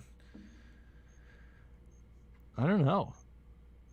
I'm just going through the chat, just blown through back here. JW says, guess we are okay with Morgan being the backup. Morgan being the backup. I don't think it's going to happen. I think we'll pick up someone in, like, free agency at some point, like after one of the cuts. I don't think we'll roll into the season with no starting experience whatsoever. What do you think, Greenbean? Well, I think it's just it's the same kind of a thing with Zach's contract or Makai Becton's feet or more. It's like we're jumping the gun on everything. We're in the first real we're in the first week of training camp. Let's just settle down and see how things go. We have the whole entire training camp. We have the whole entire preseason. Let's just see what it goes. I don't think any decisions are being made. They're still in the evaluation phase. They're seeing who does what well where. And it might mean that, Morgan might end up being the backup, but I don't think anything's been decided, and no actions that we've seen or lack thereof thus far give us the idea. It doesn't mean that they've made any decisions. Yeah. Matt, what do you think about Morgan being the backup? I don't feel very comfortable with it, but if that's what they want to do, then that's what they want to do. I'm hoping it doesn't matter. The last 3 years, unfortunately, no. I'm sorry. The last really 5 years, it's mattered, right? 2016, Geno Smith was the backup, and that mattered because Ryan Fitzpatrick got benched. 2017, Bryce Petty was the backup because Josh McCown got hurt. That's why it mattered. 2018, Josh McCown was the backup. It mattered because Sam Darnold got hurt. 2019, mono. We know what happened there. 2020, also Sam hurt. So it's been an issue for the last 5 years. I'm hoping that we don't see a backup quarterback play. We deserve better. We do. I just want to hope that we stay healthy. Like you saw the 2 years of Adam Gase having like the highest injured rates across the NFL. The Jets were just always up there in injuries. And I think if you can see a healthy team at this point, I'd just be happy. But I feel like with backup, man, Matt, you said it beautifully. You've needed a backup in every single one of these seasons. Yeah. When you look at it that way. Yeah, man. You're just a smarty pants. Let's see. Sorry, I'm just clicking through here. Ant says, I feel with all the draft capital we have, it would be nice to use some of it on next year's some of it in the next few years to add the final pieces. What do we think we need in the draft? I feel like it's got to be cornerback and maybe edge rusher. Like, are we going those two? Are we going defense now? Or are we looking at maybe tight end early, depending on how things go? Yeah, I would say corner. There's no in particular order. Corner, edge, tight end, guard. Yeah. Maybe another. What about you, Green Bean? Well, I agree, but it's also a robust safety class. So I think all the stuff about Marcus May and all that sort of jazz, whether or not to pay him as a top 5 safety in the league, it's going to be real. It's going to make a lot of sense when next year one of our top 4 picks are a safety in addition to cornerback, edge, guard, and tight end. I think that's going to be the batch that we see, and then we'll identify different needs. If one of the linebacker guys, Nazrul Dean or Jamie and Sherwood, don't work out, or if CJ Mosley gets hurt again, something like that, we'll see that area addressed as well. But I think offensive line, in addition to cornerback, tight end, and edge, we're going to see safety. NY Jetstail says, did anyone see the side by side of Moses and Becton? Insane how big he is. Real question, do we see McGovern come back to form, and how does that affect us? I think McGovern is going to play a lot better with competent guard play next to him, and I think Elijah Vera Tucker provides that. Moses and Becton, these two are absolutely enormous. I think Becton's, 6'7", and Moses is 6'6", I think. They're absolutely gigantic. I didn't see the picture, but, those guys are huge. Matt, what do you think about Becton, Moses, and McGovern? Yeah, well, Becton and Moses, both of them are big boys, and Becton towers over him, which is just insane to how big he is. I think McGovern takes a step forward. I said it earlier in the show. I think it's going to help that the guard play is going to be better, and I think he's better than what he showed in 2020. I really do. Greeny, what do you think about Moses, Becton, and McGovern? Yeah, I'm psyched for the offensive line, man. Don't forget, our offensive line coach is a very, very highly regarded coach who's been coaching for decades in this league. So I think that's going to bode well as well. But yeah, man, adding AVT next to McGovern is going to be helpful. And in addition, don't forget, Van Roten came around last year too. I don't think he's our long-term answer at the position. But like I said, I'm really hoping Cam Clark can show us something and kind of take care of that for us. That remains to be seen. But Van Roten and McGovern settled in last year in a very, very bad year. So I think that, our offensive line is a place where I have a lot of confidence, and adding Moses was a good move. Even if Fant should beat him out, which is probably unlikely, I still think adding Moses was a good move.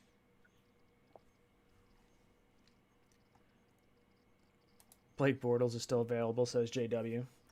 Yeah. Bortles would be an interesting ad.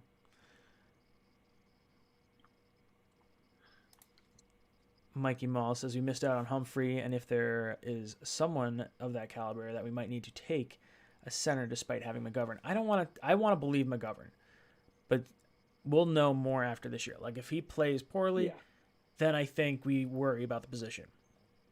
I think the hope is he plays back to, 2019? 2019 was the last good year. All right, we have reached the end of our show. Let's go around the panel. Let's get some of our closing thoughts. Green Bean, I'm going to kick it to you first. So again, time flies when you're having fun. I just love hanging out with you two and the chat. Best chat in the business. That's how I feel. You guys are truly the shit. So I think we're going to do a hang after this, a little after hours, whatever fest. Anybody's welcome to come. Maybe like 10, 30, 40 or something like that. We'll do like a hour hang at Green Bean Jets fan after this.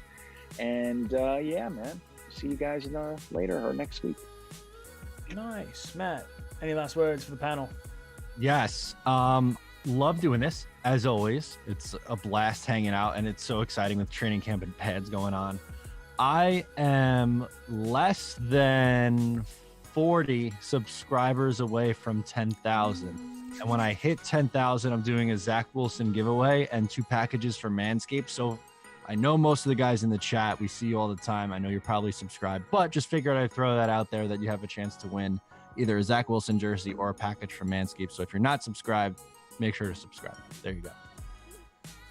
Guys, Nice. It has been a lot of fun hanging out with you. We will see you next week, 8 o'clock to 10 o'clock. Hopefully I'll be on time.